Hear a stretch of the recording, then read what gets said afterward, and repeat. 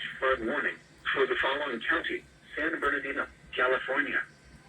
The National Weather Service in San Diego has issued a flash flood warning for the El Dorado, Firebird Sky in San Bernardino County in Southern California until 8:15 p.m. PDT. At 5:09 p.m. PDT, Doppler radar indicated thunderstorms producing heavy rain over the El Dorado, Firebird Sky. Between 0.75 and 1.25 inches of rain had fallen. The expected rainfall rate is 0.75 to 1 inch in 1 hour. Additional rainfall amounts of 0.5 to 1 inch are possible in the warned area. Flash flooding is ongoing or expected to begin shortly. Excessive rainfall over the burned sky will result in debris flows.